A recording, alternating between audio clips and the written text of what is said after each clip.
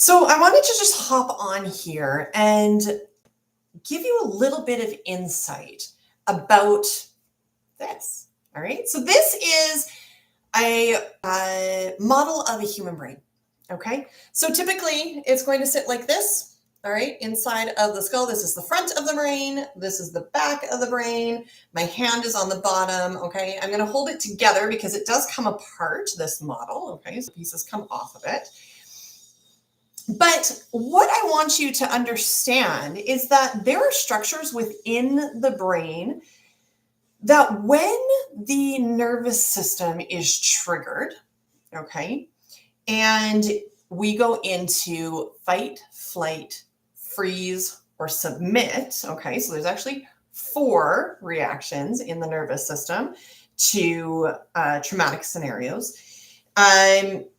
When we go into that sort of response on a continuous basis, or it is such a traumatic event that we kind of get stuck in that place, there will be changes physically that happen within the brain.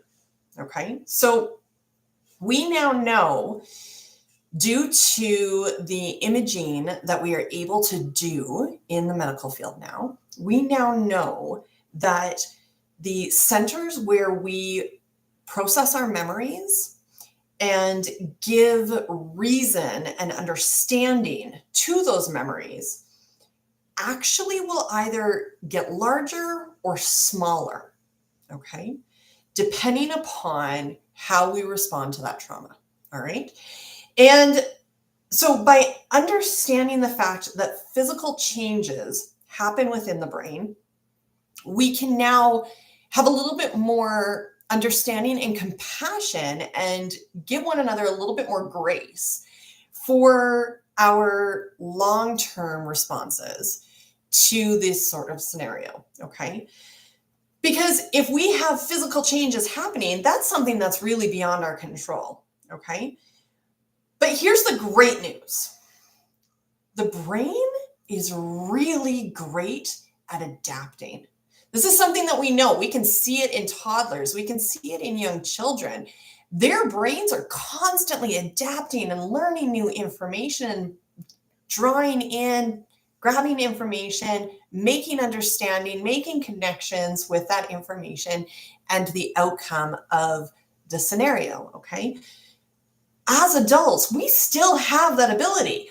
It might not be to the same extent as when it is a young brain, but as adults, our brain is still absolutely able to create new connections and synapses within the structure of the brain itself in order to heal itself, okay?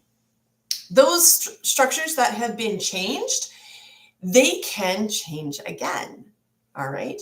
Or your brain is able to almost bypass that injured area of the brain and create a new area that helps to support the structure that has been damaged, all right?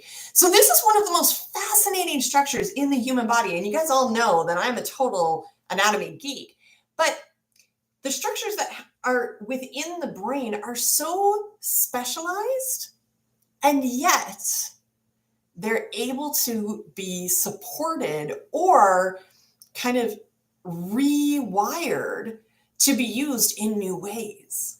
And that is really hopeful for individuals who have complex PTSD or PTSD, okay? So this is one of the things that we talk about in my nervous system courses a lot, all right, is that neuroanatomy, neurobiology of trauma and how it is going to affect how we address individuals who are going through this or our own story, okay?